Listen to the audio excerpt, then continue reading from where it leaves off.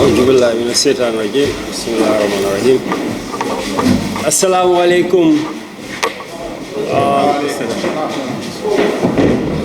I welcome everybody and thank you, all of you. We thank you for coming.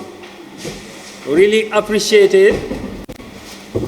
Your presence as journalists is very important to us, important for the democracy in the Gambia. Obviously, today I initiated this press conference to speak about my political future. I feel that the Gambia is at a tipping point. The country with a young democracy, but the democracy is at stake. The future of the next generation is at stake. Our democracy is at the risk of being compromised. At the risk of being compromised, bearing in mind the failure of the transitional justice system that is supposed to be in place, at the risk of self-entrenchment. The country is at a tipping point. The economy, number one. Inflation is rampant. If you ask the government, they will say, but we are thinking as Gambians about our standard of living.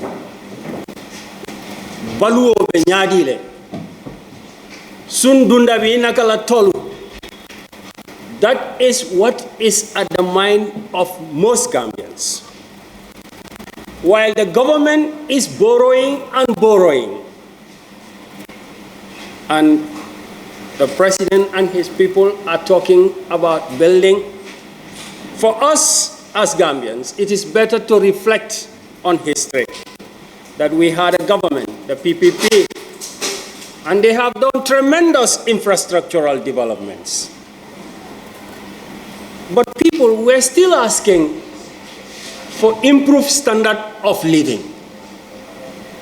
The APRC had come and built roads, just like the PPP from Banjul to Basse, both North and South Bank. But one question that always remains in the mind of Gambians is our standard of living, the cost of living, the daily struggle of the families. That we don't need to tell each or ask each other, how is it going?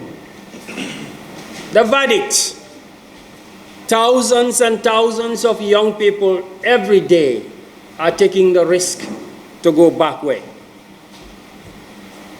While the government mortgages our life by borrowing and borrowing, today the national debt stands at over $100 billion. 50% of that, most of that, just in the last 8 years. As they borrow, there is a risk for the future generation. So the economic debate cannot just be over because the president come and say, "Ngasilolole from Kudang to Jafai," or from Salikenye to Jabakunda. The debate still remains that Gambians deserve better standard of living. My conviction is what brought me here today, that I need, as always, to have a say in where this country goes. 2026 is just at the corner. And every Gambian must ask yourself questions and must take decisions. Personally, I've taken decisions before in my life. As a student, I have stood up for student rights, even though it is not popular. At the university, I have done the same. Working as a young banker, I have made decisions as an auditor that did not favor me at that time, but I think is good for my country. At the Janneh Commission, I have made decisions which may not be popular at that time, but I felt is good for the country. And therefore, as a politician, I must keep questioning myself of what I need to do in order to contribute to the country, in order to contribute and determine the destiny of the future. Therefore, at this point in time, I felt it is necessary for me to make a new political standpoint. 2026 is critical for every Gambian. Everybody must play a part. And my part, my journey, is the reason why I call this press conference today. And I must say, I have finally made up my mind that for 2026 December, while the country is at a tipping point, and what is holding us to fall, are we going to let the country fall? We cannot let the country go astray. We cannot let the economy continue to go down the drain. So the question now is, what are the options I have analyzed? And I have made no secret of what I think. That in 2026 December, it is necessary for every Gambian to stand up and say no to the third term of the presidency of Adama Barrow.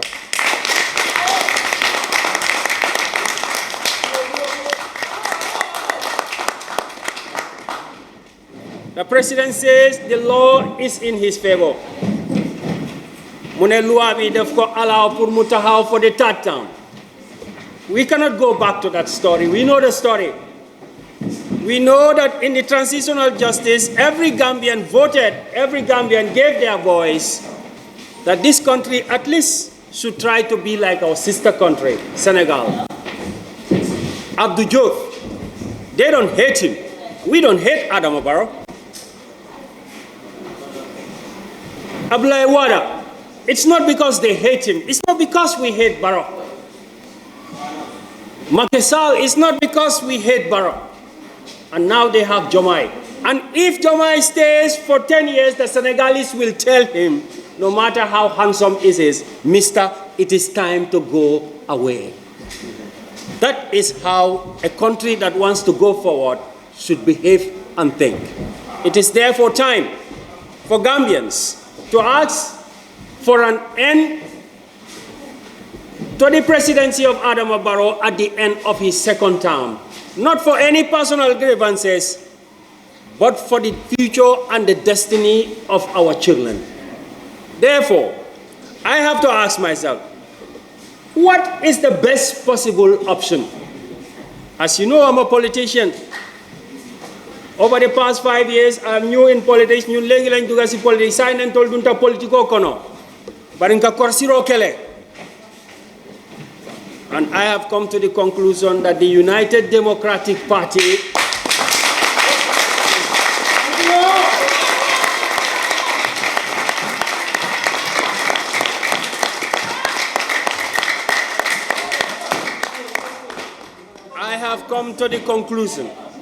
that the best option to avoid a third term for the Barrow presidency is the United Democratic Party.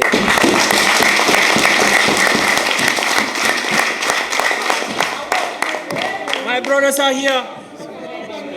I appreciate it. Some of you may think, why are they here? Is it because it is UDP? I think the story is longer than that. Many of the people,